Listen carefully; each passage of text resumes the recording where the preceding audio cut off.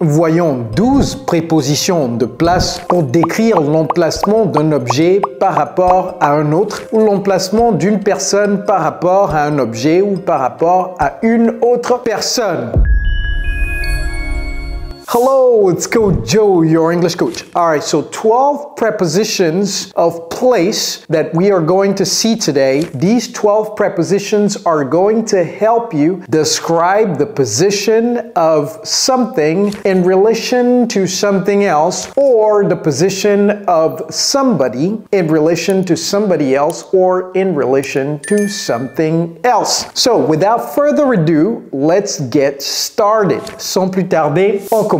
Donc j'ai fait quelques petits croquis ici de boîtes et de pommes vertes. Donc j'ai pris la liberté de dessiner quelques boîtes. Donc j'ai dessiné 12 boîtes et j'ai dessiné 12, bon pas exactement 12 boîtes parce qu'il y a plus d'une boîte ici. Et j'ai également dessiné 12 pommes vertes. On va voir comment ça se dit en haut, en bas, au-dessous, à l'opposé, près de, ainsi de suite. So, ça doit être très facile, n'est-ce pas? Vous voyez, ça ne touche pas, la pomme ne touche pas la boîte. Puisque la pomme ne touche pas la boîte, ici, on va dire above. Donc ça, c'est above. The apple, la pomme, is above the box. The apple is above the box. Ça ne touche pas la boîte. Ça, c'est l'opposé de ça. Donc ça, c'est quoi? C'est below. Below. The apple is below the box. Alright? Vous voyez que la pomme touche la boîte. En fait, ça repose sur la boîte. Quelque chose que je vais faire également pour permettre aux francophones de savoir exactement ce que tout ça, ça veut dire. Above, c'est au-dessus. Below, en dessous. Maintenant, ça, en anglais, ça se dit comment? C'est soit on, the apple is on the box, ou bien the apple is on top of the box. Donc, the apple is on the box, ou bien the apple is on top of the box. Lorsque vous dites on top, ça repose sur cette chose-là. Donc, sur. Alors ça, c'est littéralement au-dessous. Right? Littéralement au-dessous de la boîte. Donc ici, on va dire under ou bien underneath. Underneath the box. OK? Underneath the box. En français, c'est en dessous. OK? En dessous. Mais la différence entre under, et peut-être qu'on va faire un autre cours là-dessus, la différence entre below, under et puis underneath, on va voir certainement la différence entre ces cas de figure. Donc ici, en dessous, la différence entre below et under, vous le voyez, under, c'est direct, ça vient directement et below, ça vient après under, ok?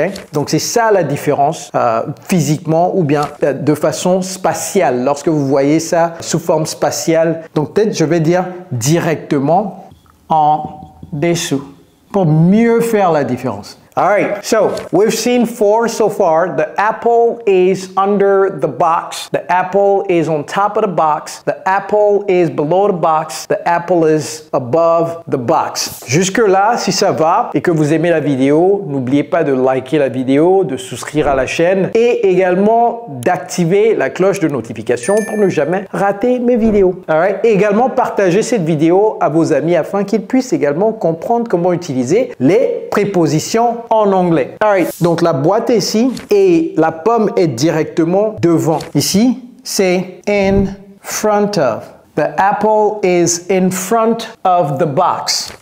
Devant. L'opposé de ça, c'est ça. Donc ça, c'est quoi? C'est behind.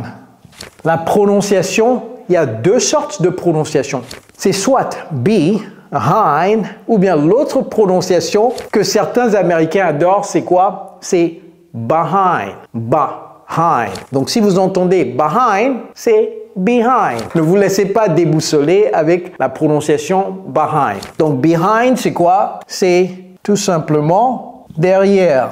The apple is behind the box. Ça là, j'ai mis 2 flèches pour indiquer que c'est entre 2 boîtes. Donc, ça, c'est quoi? C'est between. Entre. OK?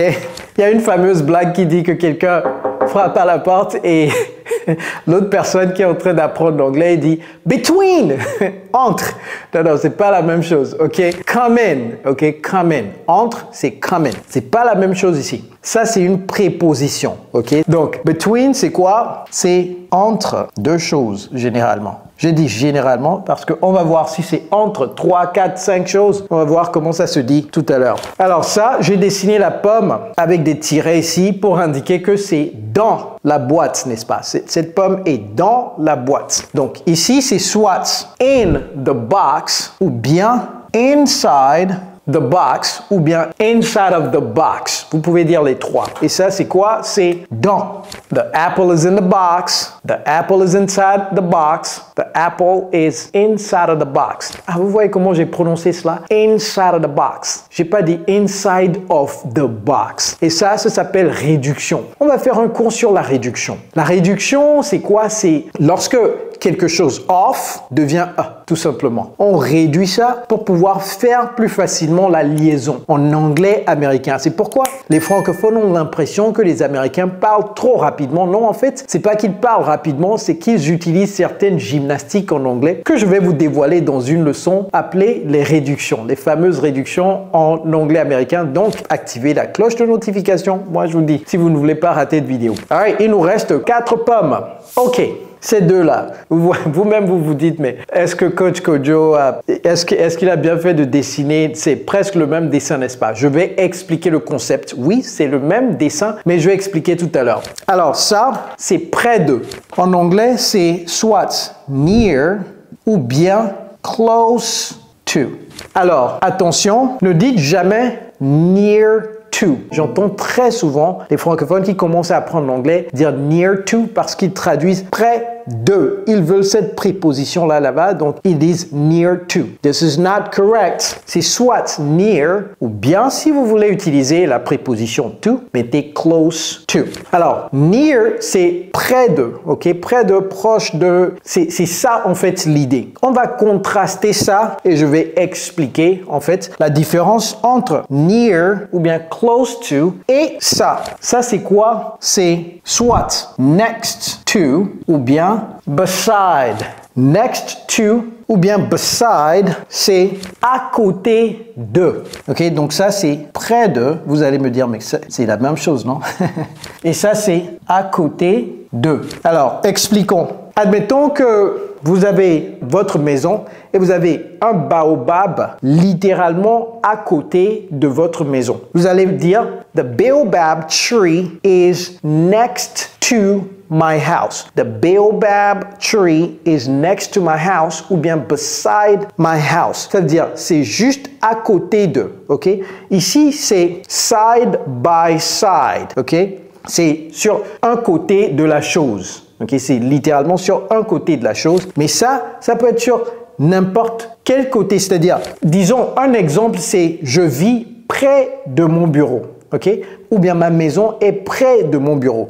On ne peut pas dire my house is next to my office parce que ce n'est pas à côté du bureau. Vous voyez la nuance, c'est près de, peut-être je marche 2 minutes ou 5 minutes pour arriver au bureau. Je vais utiliser near the office. Ce n'est pas next to the office. Par contre, vous pouvez dire la pharmacie est à côté du bureau. The pharmacy is next to the office. J'espère que vous avez compris globalement la différence entre the apple is near the box ou bien the apple is close to the box et the apple is next to the box ou bien beside the box. Pour vous souvenir de beside, dites tout simplement side by side. Ok?